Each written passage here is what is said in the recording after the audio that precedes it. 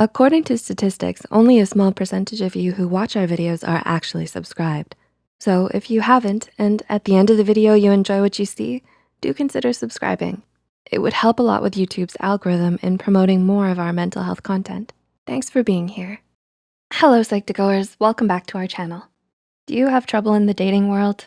Do you just wish you could find your perfect someone without all the complications of dating?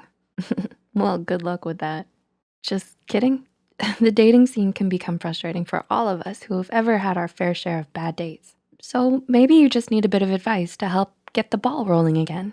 To help you out, here is a list of the only dating advice you'll ever need. Number 1, the most important thing, respect. You need to trust each other's intentions. How can you do so without a little respect? Healthy couples whose relationships last, their secret is communication and respect for each other. So if you notice your date is a bit disrespectful to you, express that this is a problem or recognize that it might not work. And remember to respect your date as well. Number 2, allow intimacy to progress naturally. So you like someone a lot. It's only the first date, but you can't wait to tell them. Hold it right there. While honesty is the best policy, revealing how often you think about them may add too much unnecessary pressure on your first date. You need to allow some room for the natural progression of intimacy. Take it slow, take it easy, and reveal how you feel, but make sure not to reveal too much all at once. It is just the first date after all. Number 3, don't limit yourself to one type. While some of us may think our perfect partner will meet all of our criteria, we may be wrong. And that idea is very possible, so what could you be missing out on?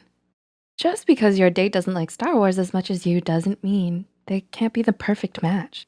Just because you share different interests doesn't mean you won't connect on a deeper level. And just because they're not tall and handsome doesn't mean you couldn't be attracted to them in the future. If our type is always changing, I guess we don't really have one type, do we? Number 4, communication is key. Most people say communication is one of the most important keys to a successful relationship. That and respect are a great combo pack. It's important to be honest with who you're dating. If you're a bit uneasy about something, express it. If you enjoyed your afternoon, don't try to play it cool or play hard to get. Instead, tell them you enjoyed getting to know them. Be honest about who you are and how you feel, as long as it's not a bombardment of love confessions on your first date. Number 5, focus on who you are now. Early on in dating, it's a good idea to focus on the person you are now rather than discuss your past self.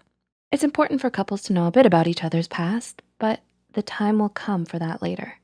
Those first couple of dates, show them who you've become. Try not to talk too much about your mistakes or exes. Early on, they're here to get to know who you are now. Which brings us to number 6, don't alter who you are. Important tip, don't try to pretend you're someone who you're obviously not. If you think your date would love a handsome bad boy or a cool girl, don't show up wearing a leather jacket when your go-to is knitted sweaters. If we alter our personality or style to fit our date's expectations, they'll be attracted to someone who doesn't really exist. We'll only attract people who are compatible with someone else. So those aviator glasses you picked out for this date, stick to your prescriptions. Number 7, don't control the conversation. It's important for both dates to show interest in each other. This means you shouldn't spend the whole 2 hours just talking about your dreams and goals. Ask your date how they feel and give them time to ask you some questions too.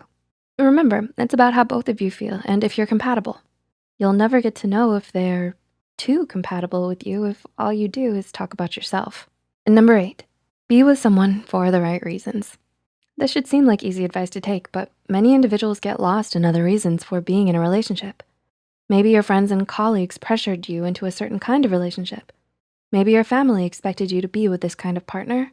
Whatever the reason, it's important to evaluate why you're with your partner. Is it because you're truly happy around them? That already sounds like a great start. Which advice will you take? Are you lost in the dating world, or have you already found your special someone? What was it about them that made you fall head over heels? Share with us in the comments down below.